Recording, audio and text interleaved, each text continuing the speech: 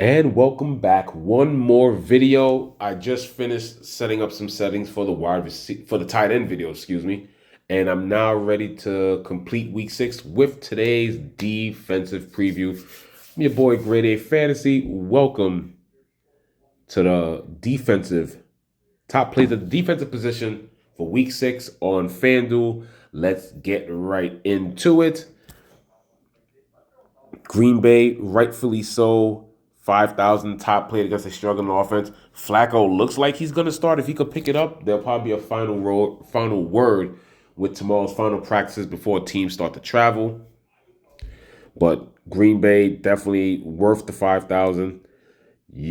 I will like. I don't think. I think Pittsburgh, because of how crappy the offense is in Cleveland. That's why they're priced that way. But they haven't been performing in my way as the second most expensive defense. They've had a couple of boom weeks, but they've been able to get pressure on a couple of mediocre situations at QB. Couple of boom sparks here, but something about, I don't know. There's just something about Pittsburgh at 48, 10 and 16 points. But especially if Flacco, they're just not going to have the up. They're just not going to have the upside, and I think they're going to play it safe with the dink and dunk preparations. Now, can they get some sacks? Yes, because eventually Cleveland's going to have to get that ball down the field. But I don't know. There's just something about Pittsburgh. But yes, Pittsburgh is an option. Can they keep the hot streak rolling after starting very slow? I love Los Angeles at Baltimore. Like I said, Baltimore is in shambles. 4,400. This is definitely a defense that should be above, to me, the Chargers. They should definitely be in the higher rank. They should be in the top 3, 4 the way Los Angeles has been playing, and also with the matchup that's coming up. New England on the road is an option as well for 4,300. Indy at home against Arizona, 4,200. Arizona is nothing to be feared. Kyler Murray can be sacked. I like, as we keep going down, we get into the mid levels. Tennessee is an option against Las Vegas because Geno Smith is the ultimate turnover machine. Like I said, Tennessee is not the best defense, and they're on the road. But just the opportunity to get some sacks on Geno and to get some interceptions makes them very viable. On the opposite side of that game, you do have Vegas at home against a bad Tennessee offense. So 3,800. They've been playing like they should stay around 36, 35, 34. But the Vegas Raiders are an option against Tennessee. So both defenses are viable in this game. And then as we keep going down here, possibly this is the range where I stop, because if we scroll all the way down here, I don't want nothing to do with Arizona, Carolina, Baltimore, Cincy, or Miami. But Miami does seem interesting in this way. I'll just get this out the way. I won't be heavy on them unless I'm starved for value. With the injuries, and they are hurting. They are hurting the Chargers. With the injuries to the offensive line, as long as Miami gives up maybe a touchdown or two, maybe even three, if they could just gain back some points with some pressure and some QB sacks, because Justin Herbert does not commit a lot of turnovers under pressure. If you strip sack him, that's one thing, but it's basically 3,000, and you hope that they can bash that offensive line, which has been horrendous with all the injuries that they have. If they can get, and they can possibly get to them, that's how bad that line is. If they can get to Justin Herbert for anywhere for 3 to 5 sacks, sounds like a lot, but that's how bad the offensive line is, and only give up 3 touchdowns or so, unless let's say they stall out some drives for a field goal or two.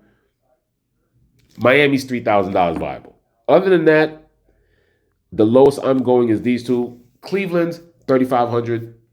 They play great. They can apply some pressure to Rodgers if Rodgers doesn't get the ball in his hand in time. Still nimble in the pocket, but I definitely like Cleveland on the road at Pittsburgh. And New Orleans at home. I've said this before. New Orleans just plays better at home. Yes, certain situations. I love them against San Francisco. They were, I think, cheaper than this, and they still ended up with a 5. They only have one negative. They only have one negative. So, and they have a better output at home than they do on the road. 8, 5 on the road, -2, -4, and then against the Giants, 18, which I had some of them last week. I will continue to play them again against any particular, as long as it's not some type of powerhouse against New England, who is starting to find their stride offensively.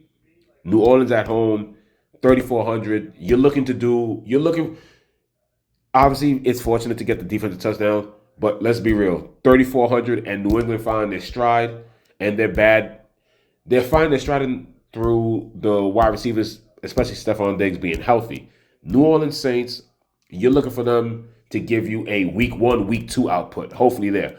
Maybe a floor of 4 with what they did in week 1 with an 8. That's what you're hoping. Or even a 7 at 34.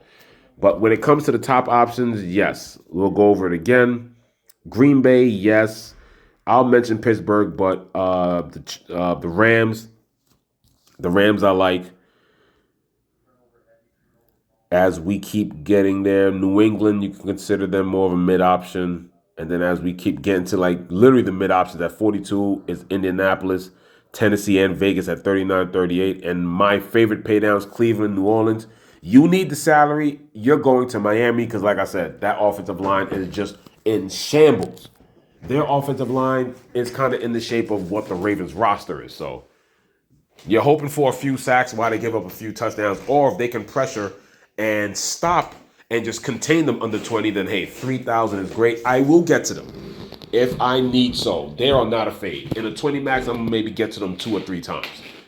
Like I said, there's going to be certain things that I'm going to want to do, but I don't want my defense to get blown up or anything like that. So, but that's it for all of the positions of Fantasy on FanDuel for Week 6. This is your boy, Grade A Fantasy. Thank you for tuning in once again. Good luck with the research and good luck with this very tightly priced Week 6 slate.